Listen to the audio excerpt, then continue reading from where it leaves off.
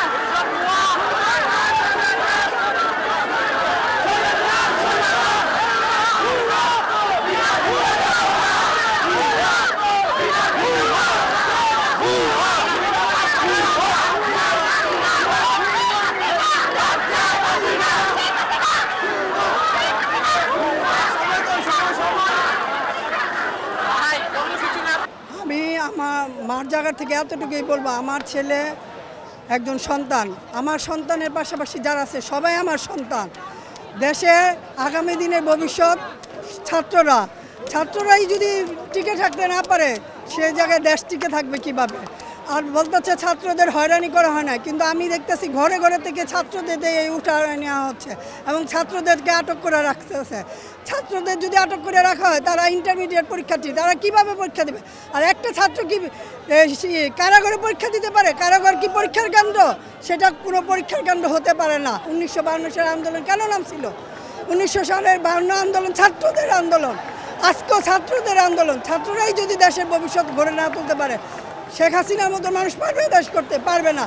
ছাত্ররা কেউ গুলিবিদ্ধ হয় নাই, গুলি করে নাই। শেখ হাসিনা তার প্রশাসনের লোক দিয়ে গুলি করাইছে। এখন বলতেছে জামাত শিবির কোনো লোক না। শেখ হাসিনারও কথা বলাই প্রশাসন নাইমা গুলি করছে। আপনারা কেউ দেখছেন যে ছাত্ররা গুলি করছে, জনগণ গুলি করছে? না, প্রশাসনের লোক গুলি করছে। প্রশাসনের লোক গুলি করেছে ছাত্রদের উপর। ছাত্ররা কেউ বলতে পারবে না ছাত্ররা কোনো অস্ত্র নিয়ে বেরোছে। তারা কলম ধরতে পারে, তারা অস্ত্র ধরতে পারে না। পরীক্ষার দরকার নাই। যে দেশেই নাই সেখানে পরীক্ষা কি? পরীক্ষা কি মানুষের জীবন? মানুষ আগে বাস্তবে, তারপরে পরীক্ষা কি? পরীক্ষা কোনো জীবন? আজকে আমি পরীক্ষায় পাশ করবো, আমার ছেলে পাশ করবে, কিন্তু সেটা কোনো লাভ হবে না। মানুষের যদি দুনিয়াতে না থাকে, পরীক্ষা দিয়ে কি হবে? আগে দেশ, পরে স্বাধীনতা, পরে ছাত্রদের নিরাপত্তা, সব কিছু আমি শেখ হাসিনার কাছে জবাব চাই।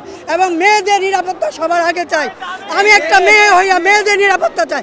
যে মেয়ের গায়ে হাত তোলা হবে, সেই পুলিশকে হাত ভেঙে দেয়া, কুড়মার করে দেওয়া হবে।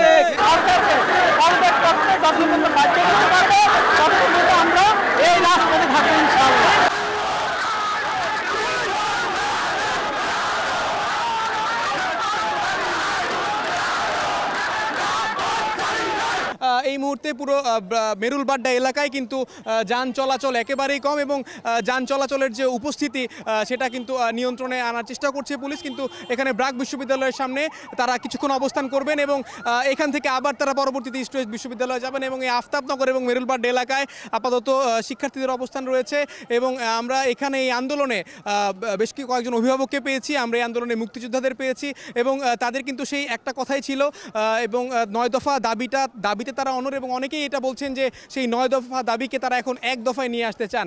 যে এখন পর্যন্ত মেরুলবাড্ডার অবস্থান হচ্ছে এই আফতাবনগরে আমরা দেখেছি যে শিক্ষার্থীদের যে অবস্থান সেখানে এখনও বেশ কয়েকজন আছেন, তবে ব্র্যাক বিশ্ববিদ্যালয়কে আপাতত তারা তাদের কেন্দ্র বানিয়েছেন। পরবর্তী খবর হয়তো আমরা তাদের সব কর্মসূচি জানাতে পারবো। যে এই ছিল আমার কাছে সবশেষ পরিস্থিতি।